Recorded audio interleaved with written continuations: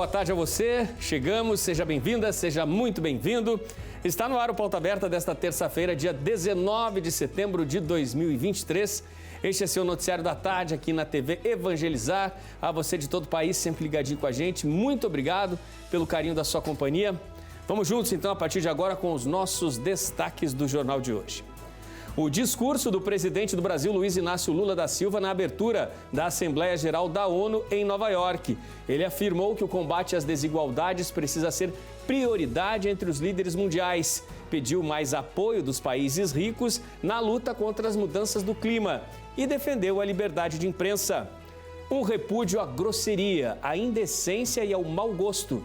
Ministros da Educação, Camilo Santana, e da Justiça, Flávio Dino, comentaram sobre os atos obscenos de estudantes de medicina durante partida de vôlei realizada no interior de São Paulo. A atitude, que viralizou nos últimos dias nas redes sociais, rendeu aos estudantes a expulsão deles do quadro de alunos de medicina da Universidade Santo Amaro, que fica na zona sul da capital paulista.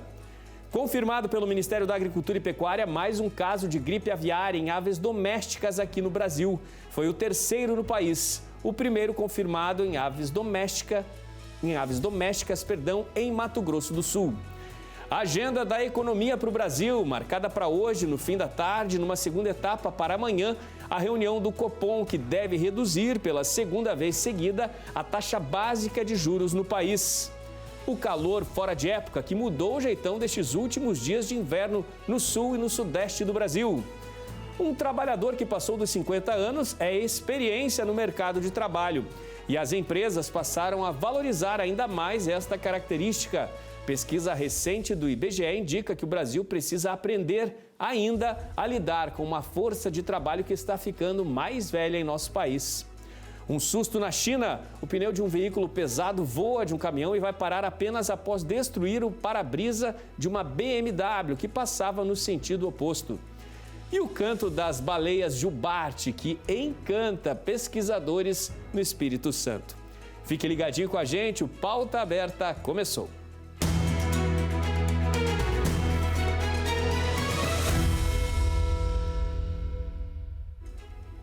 A Universidade Santo Amaro, em São Paulo, identificou e expulsou os alunos do curso de medicina que foram flagrados realizando ato obsceno em frente a jogadoras durante uma partida de vôlei feminino que aconteceu na cidade de São Carlos, no interior do estado de São Paulo.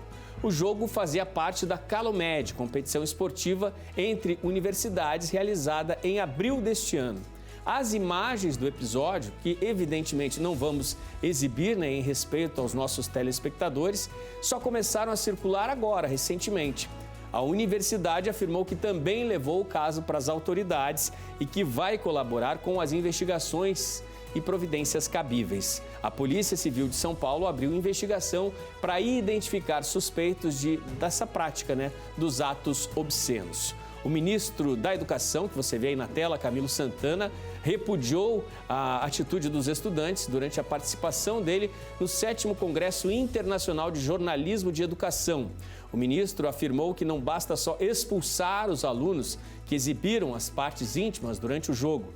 Eles devem também responder legalmente pelas ações que cometeram. Em nota, o Ministério da Educação afirmou ter notificado a instituição de ensino sobre esta ocorrência. O ministro da Justiça, Flávio Dino, também comentou sobre o episódio. Acompanhe. A princípio, a competência é estadual. Evidentemente, essa situação tem o nosso repúdio, a nossa rejeição, mas a atuação funcional, nesse caso, só poderia ocorrer se a polícia estadual eventualmente ficar inerte, porque se trata de um crime entre particulares, obviamente, como disse, algo repulsivo, indesejável, absurdo, mas a atribuição funcional, a princípio, é da Polícia Civil do Estado de São Paulo. Como disse há pouco, respondendo a Sara, nós tratamos do sistema de segurança pública obedecendo ao princípio federativo. Então, por mais grave que seja um crime ou uma situação como esta, nós só podemos atuar nos limites da nossa competência legal e qualquer nova atuação das forças federais, das polícias federais, depende de uma eventual falha ou inércia do sistema estadual. Então, a princípio, nós vamos aguardar, acompanhar a atuação das polícias estaduais do governo do estado de São Paulo. O ministro da Agricultura e Pecuária confirmou mais um caso de gripe aviária, neste caso doméstica, no Brasil, esse registrado em Mato Grosso do Sul. Essa é a terceira vez que o vírus é encontrado em aves domésticas, onde o próprio produtor as consome. Confirmado nesta segunda-feira o primeiro foco de gripe aviária em criação de aves domésticas no interior do Mato Grosso do Sul. De acordo com o Ministério, o vírus da influenza aviária foi detectado em uma criação de fundo de quintal de galinhas em Bonito, cidade turística do interior do estado. O caso é o primeiro registrado na região e o terceiro confirmado no país. Em nota, o Ministério explica que medidas sanitárias estão sendo tomadas para conter e erradicar o foco da doença. Mesmo com o aumento de ocorrências da gripe aviária, isso não traz restrições ao comércio internacional de produtos avícolas, já que o vírus foi encontrado apenas em criações domésticas.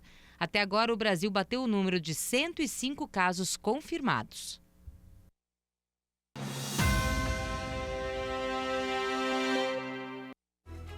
O Comitê de Política Monetária, o Copom, se reúne hoje, no fim da tarde, e amanhã, para definir os juros dos próximos 45 dias. A taxa Selic, hoje, está em 13,25% ao ano.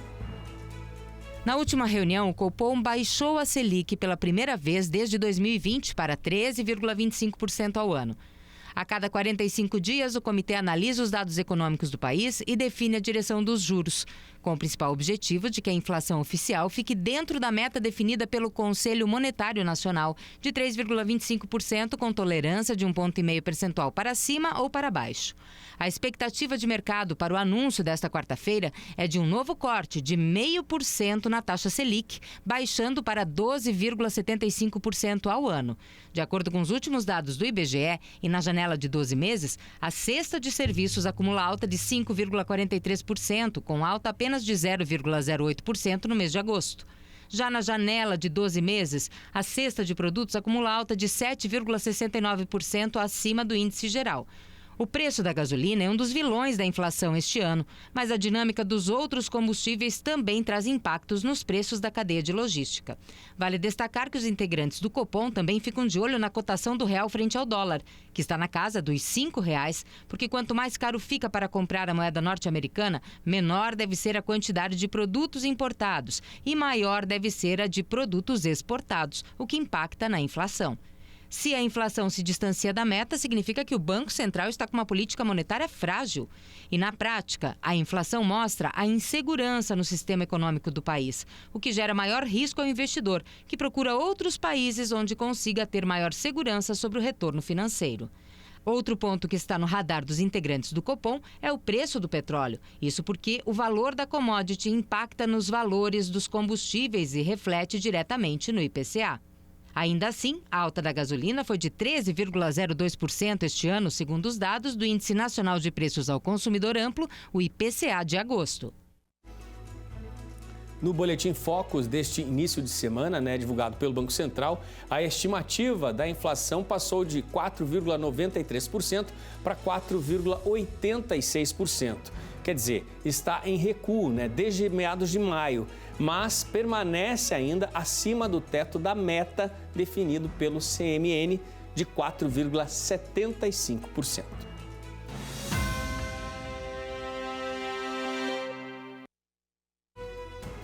Perdão, gente, a gente continua a falar sobre economia. A atividade econômica brasileira teve elevação em julho deste ano, de acordo com informações divulgadas nesta terça-feira pelo Banco Central. O índice de atividade econômica teve alta de 0,44% em julho em relação ao mês anterior. Em julho, o IBCBR atingiu 150,94 pontos. Na comparação com o mesmo mês de 2022, houve crescimento de 0,66%. No acumulado em 12 meses, o indicador também ficou positivo em 3,12%.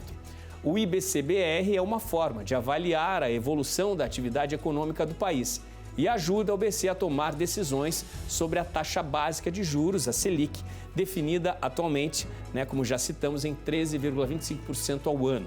Com os dados divulgados hoje, o IBCBR acumula alta de 3,21% no ano e de 3,12% nos últimos 12 meses.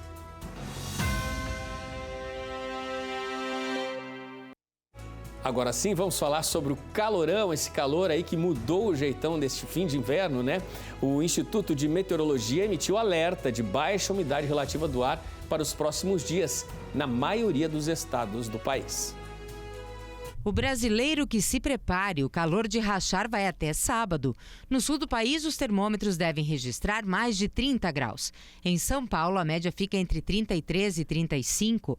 No Rio de Janeiro, a marca deve ser entre 32 e 37 graus. Em Minas Gerais, termômetros na casa dos 33 graus. E no Mato Grosso do Sul, a máxima deve ficar em 38 graus. Já nas regiões norte e nordeste do país, o calor é ameno para esta época do ano. Com as variações de temperatura, o Instituto Nacional de Meteorologia faz alerta de baixa umidade relativa do ar para os próximos dias. O índice deve ficar entre 20% e 30% de umidade do ar em 16 estados. Alagoas, Bahia, Ceará, Distrito Federal, Goiás, Maranhão, Paraíba, Pernambuco, Piauí, Rio Grande do Norte, Mato Grosso do Sul, Minas Gerais, Pará, São Paulo, Sergipe e Tocantins. Importante lembrar que a baixa umidade aumenta os casos de doenças respiratórias, cansaço, dor de cabeça e ressecamento dos olhos e narinas. Pior ainda para quem já sofre com asma, rinite alérgica ou bronquite crônica. Especialistas explicam que o desconforto causado pelo tempo seco é um mecanismo de defesa do organismo para evitar a obstrução das vias aéreas. A dica para enfrentar esse calorão é tomar muito líquido. Idosos e crianças devem se hidratar ainda mais. De acordo com um estudo divulgado pela USP, o sertão do país registrou temperaturas com 2,5 graus, acima da média registrada no ano passado.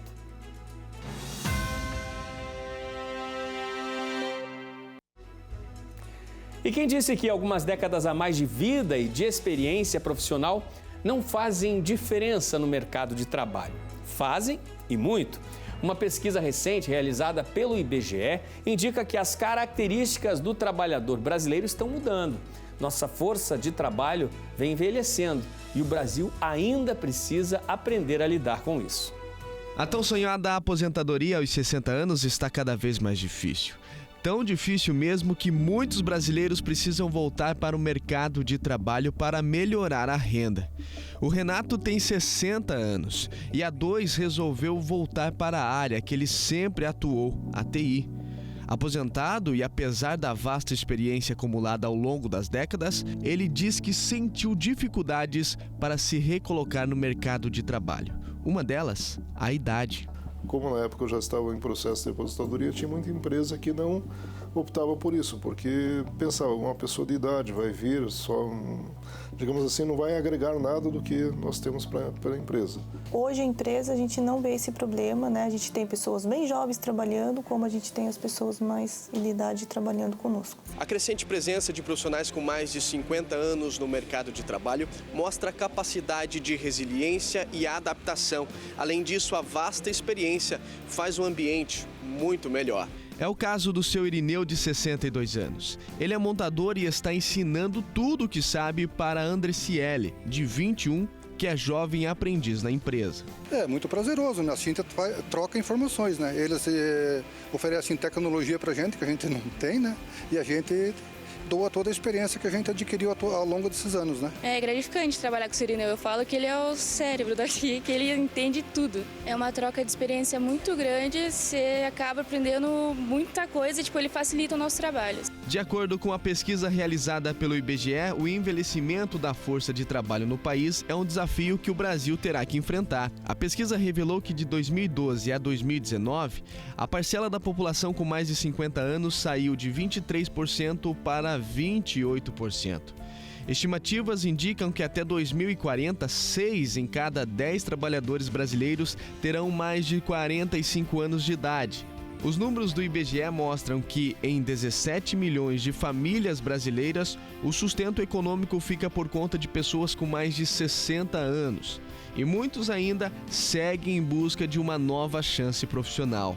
E segundo a Cíntia, supervisora de RH, para as empresas ter mão de obra acima dos 50 anos tem as suas vantagens. Eu acho a questão da responsabilidade, né? Essas pessoas, eles já passaram por várias empresas, vários ramos, e isso agrega muito para nós hoje, essa experiência que ele pode nos trazer. E essa parte de responsabilidade, a competência. Você pode conseguir uma agilidade do jovem com a experiência dos mais idosos. Quando você consegue trabalhar, ter essa união das forças, digamos assim, não há competição, e sim você tem uma união de esforços para o bem comum de todos. No próximo bloco, o discurso do presidente do Brasil, Luiz Inácio Lula da Silva, na abertura da Assembleia Geral da ONU em Nova York. Você vai ver também no Espírito Santo, a tão sonhada pesquisadores aposentadoria ouvem cantos de baleias e querem descobrir como elas se comunicam. Fique ligadinho com a gente, o intervalo é rápido, voltamos já.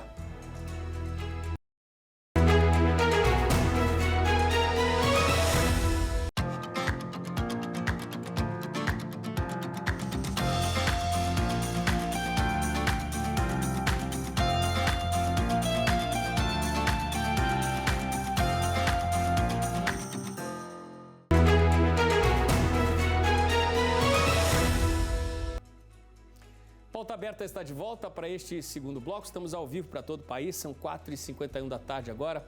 A você sempre ligadinho com a gente aqui na TV Evangelizar. Muito obrigado pela sua companhia.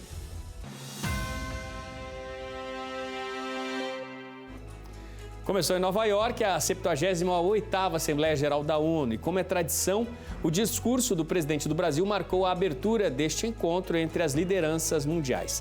Foi a 8ª vez de Lula numa abertura de debates na cúpula da ONU em Nova York. Lula falou por 21 minutos na abertura da Assembleia da ONU. No início, fez questão de se solidarizar com as famílias das vítimas dos eventos naturais mais recentes, o terremoto em Marrocos, as tempestades e cheias na Líbia, e também apresentou as condolências às vítimas do ciclone que varreu cidades no Rio Grande do Sul. Nas palavras do presidente brasileiro, a atual crise do clima mata. Nossos pensamentos de orações estão com todas as vítimas e seus familiares. Senhoras e senhores, há 20 anos ocupei essa tribuna pela primeira vez.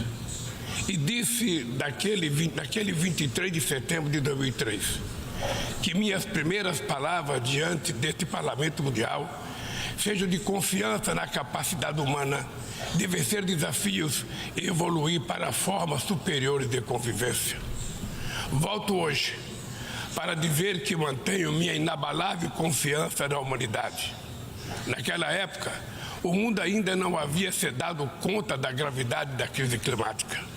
Hoje, ela bate às nossas portas, destrói nossas casas, nossas cidades, nossos países, mata e impõe perda e sofrimentos a nossos irmãos, sobretudo aos mais pobres. Lula também chamou a atenção de todos durante o discurso em Nova York sobre o aumento das desigualdades ao redor do mundo. Destacou que falta vontade política, sobretudo daqueles que estão no poder. Trouxe para a Assembleia Geral da ONU os números assustadores da fome neste nosso planeta, de privilégios para poucos, de sofrimento para centenas de milhões de miseráveis. A fome, tema central da minha fala neste Parlamento Mundial 20 anos atrás, atinge hoje 735 milhões de seres humanos que vão dormir esta noite sem saber se terão o que comer amanhã. O mundo está cada vez mais desigual.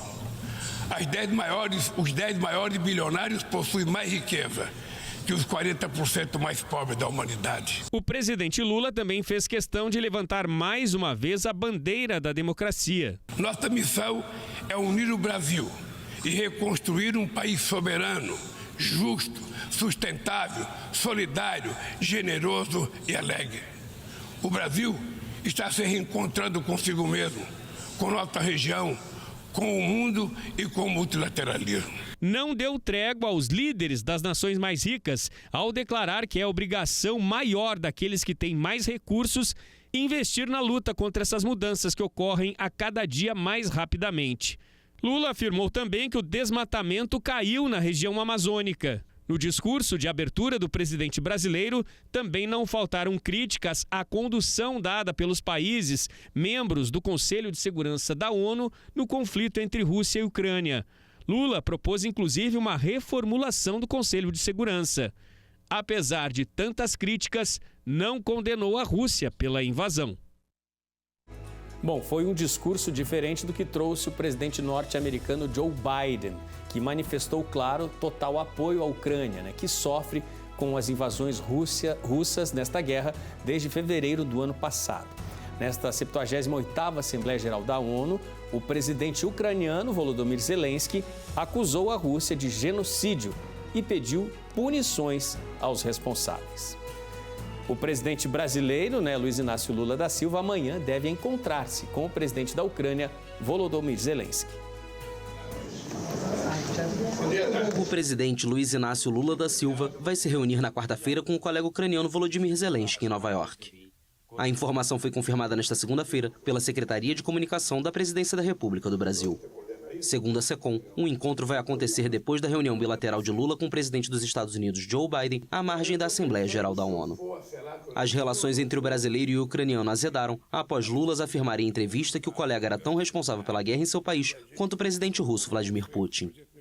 Lula também se recusou a fornecer munições para a Ucrânia, diferentemente de outros países ocidentais, e acusou os Estados Unidos de incentivar o conflito ao fornecer armamentos e munições àquele país. O Brasil tem buscado se posicionar como mediador na guerra na Ucrânia, sem tomar partido a favor de Kiev ou apoiar a invasão russa. Mas a escolha também permitiu críticas, com Lula acusado por potências ocidentais de ser leniente com Moscou.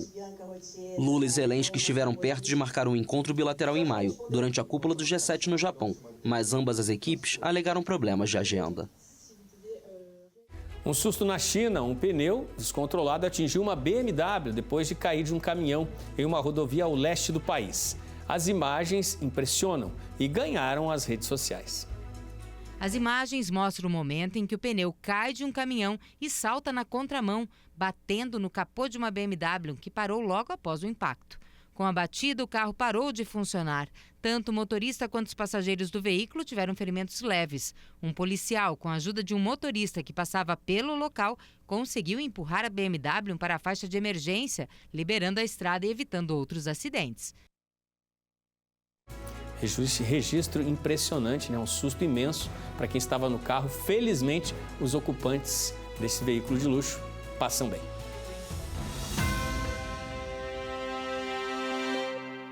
Grande resultado, conquistado pelo Santos, ainda na zona de rebaixamento lá em Salvador. E na agenda desta terça-feira do Brasileirão, apenas um jogo está marcado. Confira.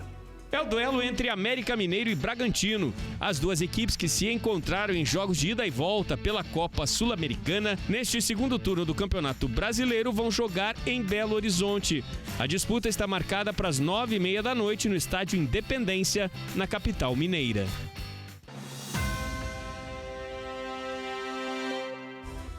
Dom Paulo Jackson, arcebispo de Olinda e Recife, participou das comemorações pelos 665 anos da Santa Casa de Misericórdia do Recife.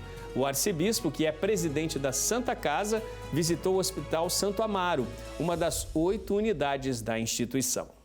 Saúde, educação e inclusão fazem o dia a dia da Santa Casa de Misericórdia do Recife, que completou esta semana 165 anos de atividades. O arcebispo de Olinda e Recife, Dom Paulo Jackson, presidiu missa em ação de graças pelo aniversário da instituição, que presta assistência à população mais vulnerável da região metropolitana. A missa foi concelebrada pelo bispo auxiliar Dom Limacedo Antônio e pelo capelão Padre Heleno. O superintendente-geral Júlio Gil Freire, diretores, funcionários e assistidos da Santa Casa participaram da celebração na Capela Santo Antônio, localizada no centro do Hospital Santo Amaro, que é uma das 8 unidades de atendimento da Santa Casa. A Santa Casa da Misericórdia é do século XVI, na verdade. Aqui na nossa arquidiocese, a presença da Santa Casa está há 165 anos. E é um trabalho muito bonito vinculado à assistência a crianças nos vários educandários, à filantropia com abrigo para idosos e pessoas com deficiência visual e, sobretudo, o Hospital Santo Amaro, o chamado Hospital da Santa Casa. Um hospital que atende plenamente pelo SUS e que está a serviço dos pobres. A grande beleza da Santa Casa é estar a serviço dos pobres. Então, nossos parabéns, bênçãos de Deus, muita paz, muita bênção para essa instituição que cuida muito, sobretudo dos pobres, os preferidos de Deus. As 8 unidades que fazem parte do complexo da Santa Casa de Misericórdia foram apresentadas durante a missa. Alunos e professores dos educandários, os assistidos pelo Instituto dos Cegos, os idosos do Centro Geriátrico Padre Venâncio e até pacientes do hospital. Na presença e na oferta de todos, estava representado o amor ao próximo, base desses 165 anos de história. Por ano, 800 crianças, idosos e deficientes visuais são beneficiados e são realizados 450 mil atendimentos hospitalares, todos gratuitos, via SUS. Da Arquidiocese de Olinda e Recife, Luciana Falcão, para a TV Evangelizar.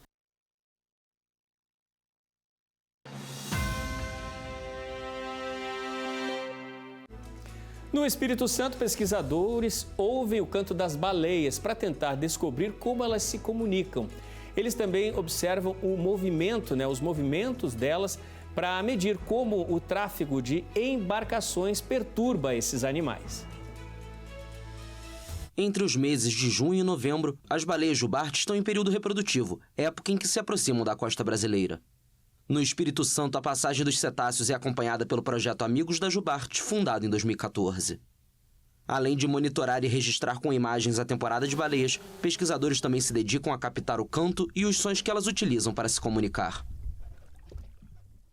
Mas o canto da baleia para mim é o mais legal, porque a gente pode fazer estudos com esses cantos e a gente compara os dados, os cantos que a gente escuta aqui com cantos de outros lugares do Brasil, do mundo inclusive, e faz comparação entre esses cantos. Então é muito legal e é realmente uma sensação muito boa de escutá-las assim. Desde 2018, a plataforma Jubarte.lab realiza pesquisa científica, desenvolvimento de educação ambiental, fomento da atividade turística e monitoramento da observação de baleias. A gente consegue medir em vários trechos do corpo do animal a curvatura, ou seja, a circunferência do corpo do animal. E nessa posição bem retilínea, a gente consegue ter a visualização dos pontos, do ponto inicial até o ponto final. Então a gente tem o entalhe da nadadeira caudal até a parte mais frontal da baleia e todo o contorno bem aparente. O material captado no mar revela como o tráfego marítimo pode perturbar os animais. E aí, nesse momento de estresse, a gente consegue observar que as atitudes do animal já mudam, ele se locomove mais rapidamente, às vezes ele está em descanso, ele começa a se movimentar mais ativamente, aumenta a velocidade de nado, ele pode estar num trajeto retilíneo, ele começa a se deslocar sem uma trajetória muito bem definida. De acordo com os pesquisadores, da mesma forma que a população de jubartes vem crescendo, o tráfego de embarcações também vem crescendo, o que aumenta o risco de colisões. Trabalho incrível, desses pesquisadores aí que com tanta dedicação, tanto esforço, conseguem desvendar alguns dos mistérios, no comportamento dessas fantásticas baleias. E o Pauta Aberta desta terça-feira está terminando, gente. Muito obrigado pela sua companhia, ótimo fim de tarde para você. Temos novo encontro marcado para amanhã. Até lá.